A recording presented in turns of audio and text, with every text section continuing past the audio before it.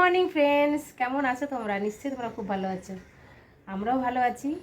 তো নতুন একটা ব্লগে তোমাদের সকলকে ওয়েলকাম। তো এখন বাজে হচ্ছে 9টা।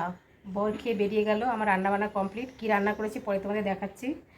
আর আমিও আমারও ব্রেকফাস্ট কমপ্লিট, আমিও ভাত খেয়ে নিলাম একটু সামান্য। ছেলে এখনও ঘুমোচ্ছে, সব কাজ পড়ে রয়েছে এলোমেলো, অনেক কাজ বাকি। তো চলো এখন বাকি কাজগুলো ফটাফট সেরে নিই। তো সবার আগে তোমাদের দেখায় আজকের ওয়েদারটা, বুঝেছো? দেখো দেখো আজকেও মেঘলা, বৃষ্টি হবে। প্রতিদিন বৃষ্টি হচ্ছে কলকাতাতে, শুনছি অন্যদিকে বৃষ্টি হচ্ছে না, আমাদের গ্রামের বাড়ির দিকে, নর্থ বেঙ্গলের দিকে বৃষ্টি হচ্ছে না। আর দেখো এখানে আবার মেঘ, সকালে একটু রোদ দিয়েছিল, এখন আবার মেঘ। দেখো আবার হঠাৎ করে বৃষ্টি আসবে। আর আমার ফুল গাছগুলো একটু দেখে নাও। এই দেখো, এটা তো জানোই জুঁই ফুল, দেখেছো? 3-4টে কুড়ি এসেছিলো, তার মধ্যে 2টো ফুটেছে আর 2টো এখনও বাকি। 2টো এখনও ফোটেনি, ফুটবে। কি সুন্দর সেন্ট। এই মাত্র ছুটে গেল, আসলে পুরোনো হয়ে গেছে তো, ওই জন্য ছুটে গেল। দেখো বিছানার অবস্থা, বিছানা গোছানো হয়নি, এলোমেলো হয়ে রয়েছে, এখন গুছিয়ে নেব। তার আগে একটু কাপড়টা ভিজিয়ে নিই। ছেলের কাপড় রয়েছে, এগুলো এখন ভেজাতে হবে। এগুলো ভিজিয়ে রেখে দিলে কিছুক্ষণ পরে একটু কাচবো, ততক্ষণ সাইডের কাজগুলো সেরে নেবো। কী সার্ফ এটা, দেখো সার্ফ এক্সেল, বেশি লাগে না। কাচতে ভীষণ বিরক্ত গো।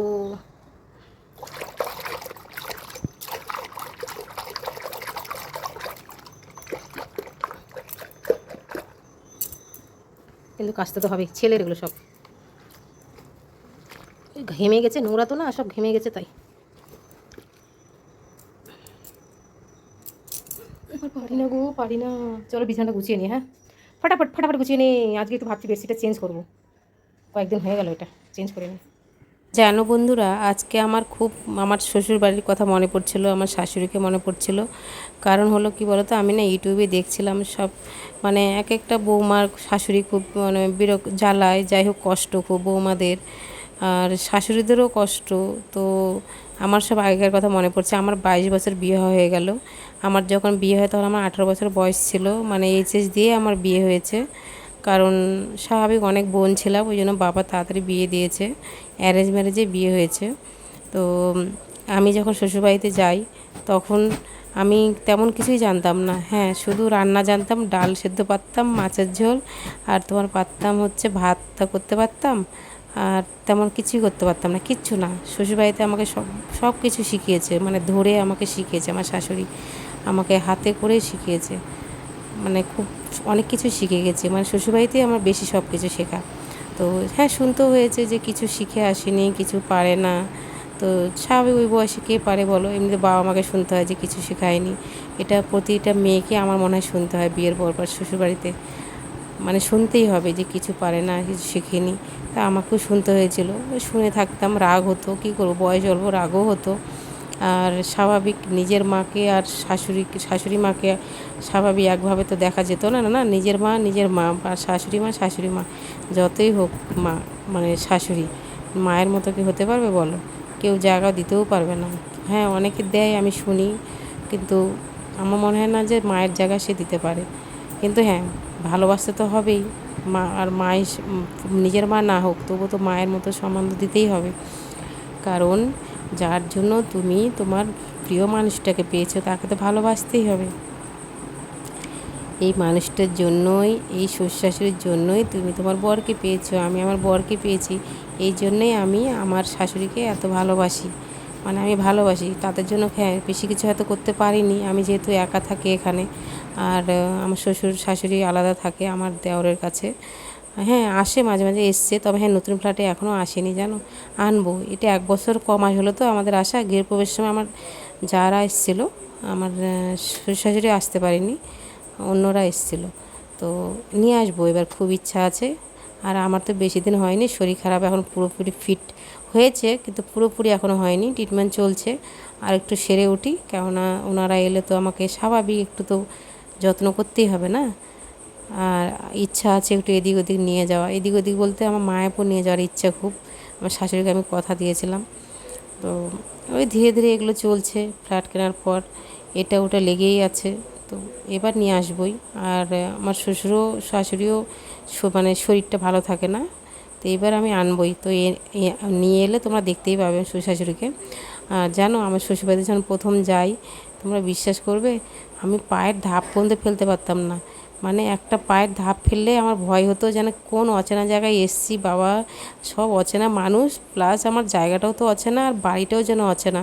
মানে বাড়িতে যেমন নর্মালভাবে হাঁটতাম, শ্বশুরবাড়িতে আমি হাঁটতেই পারতাম না, শুধু জোরে জোরে হাঁটতাম। যাই না কেন তোমরা তোমাদের কারোর সাথে এরকম হয়েছে কিনা যাই না, কিন্তু আমার সাথে হয়েছে। আমি হাঁটতেই পারতাম না নর্মালভাবে, আমি শুধু জোরে জোরে জোরে জোরে দৌড়াতাম। তারপর শ্বশুরমশাই একদিন বললেন যে বৌমা এইভাবে হাঁটতে হয় না, নর্মালভাবে হাঁটো, ধীরে ধীরে হাঁটো। তখন আমি পরে ভাবলাম যে সত্যি তো বাবা, স্বাভাবিক শ্বশুরমশাই বলছেন। তারপর থেকে ধীরে ধীরে ধীরে ধীরে হাঁটার চেষ্টা করলাম। তারপরে অবশ্য কিছুদিন পরে শিখে গেলাম, ভয়টাও কেটে গেল ধীরে ধীরে। আর বড় তো একদম ছেলে চলে এসেছিলো, আমাকে বেশি দিন মানে থাকিনি ওখানে, বিয়ের পর চলে এসেছিলো। আরও বিশেষ করে ওই জন্য কাজে মন ছিল না জানো। আর মাটির বাড়ি ছিল, তবে হ্যাঁ মাটির বাড়ি ছিল, আমি লেপা শিখে গেছিলাম। আমি খড়ির উনানে রান্না করতে শিখে গেছিলাম, খুব ভালো রান্না করতাম খড়ির উনানে, মানে সব কিছু শিখে গেছিলাম। বাবা বাড়িতে গ্যাসে রান্না করতাম, আর ওখানে সব কিছু আলাদা চেঞ্জ, কিন্তু তবুও আমি করেছি, খুব ভালোভাবে করেছি। গোবর ধরতে ভালো লাগতো না, গোবর ধরেছি, গোবরে ঘুঁটো বানিয়েছি। এখন আমার কোনো ঘৃণা লাগে না, আমি গ্রামে গেলেও এখন মানে ঘৃণা পাবো না আর কি, করতে পারবো। তারপরে তোমার সব কিছু যা যা গ্রামে কাজ হয়, হ্যাঁ ধান সেদ্ধ কোনোদিন করিনি অবশ্য, তাছাড়া বাকি মাটির বাড়ির যেগুলো যেগুলো কাজ সেগুলো করেছি। তো খুব ভালো লাগে। তো এই জন্যই বলছি বন্ধুরা যে শাশুড়িকেও ভালোবাসা যায় আর বৌমাকেও ভালোবাসা যায়। শাশুড়িরা যদি ভাবে যে এই বৌমার জন্যই, মানে এই বৌমাই আমার ছেলেকে এত যত্ন করে রেখেছে, আমার ছেলে বৌমাকে কত ভালোবাসে, তো আমার ছেলের জন্য অন্তত বৌমাকে আমি ভালোবাসা দিই। সব কিছু ভুলে গিয়ে যে না, ওরা ঠিক আছে যখন সব ঠিক আছে। তো স্বাভাবিক সবাইকে যদি এইভাবে মেনে নেয়, তাহলে শাশুড়ি বউয়ের মনে হয় ঝগড়াঝাটি এত হবে না, সবাই খুশিই হবে।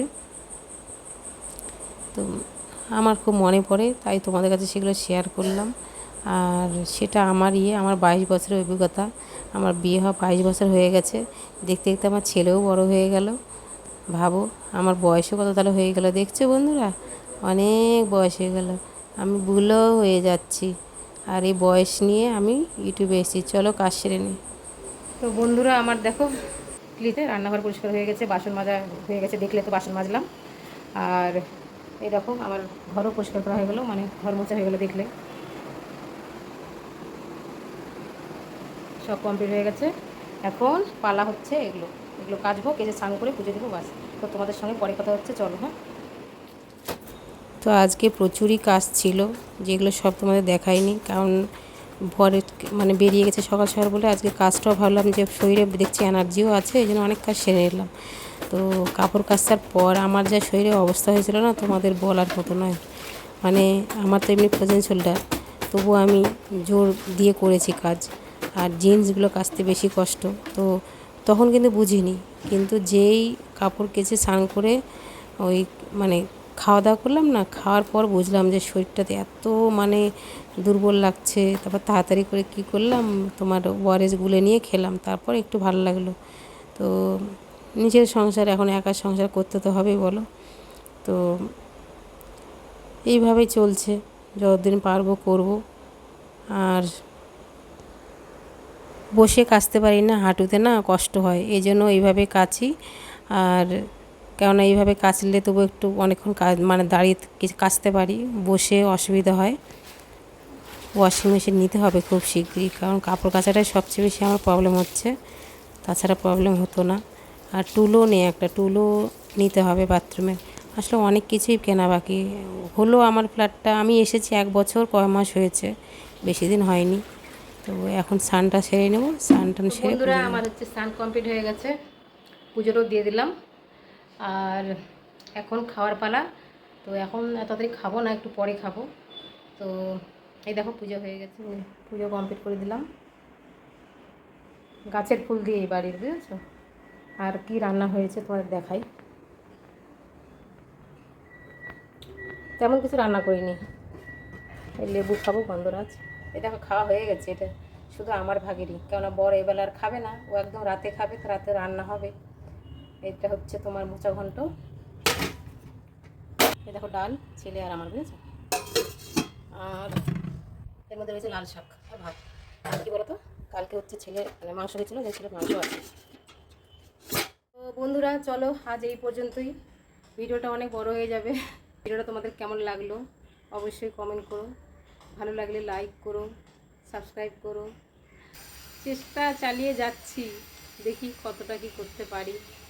আর চেষ্টা আমাকে করতেই হবে, বুঝেছো? মানে যে কয়েকজনই আমার ভিডিও দেখো, কেন জানি না তোমাদের সঙ্গে কথা বলে আমার ভালো লাগে। যে কয়েকজনই দেখি শুধু মনে হয় যেন কোনো বন্ধু পেয়েছি, যেগুলো আমি তোমাদেরকে একদম, আমি তোমাদের দেখতে পাচ্ছি না ঠিকই, কিন্তু মনে হয় যেন তোমাদেরকে আমি অনুভব করি, বুঝেছো? দেখতে পাই না ঠিক, অনুভব করি যে তোমরা আমার কথাগুলো শুনছো। ঠিক আছে, তো তোমরা সবাই খুব ভালো থেকো, সুস্থ থেকো, হাসি খুশি থেকো। আর তোমাদের সঙ্গে দেখা হচ্ছে নেক্সট ভিডিওতে। টাটা।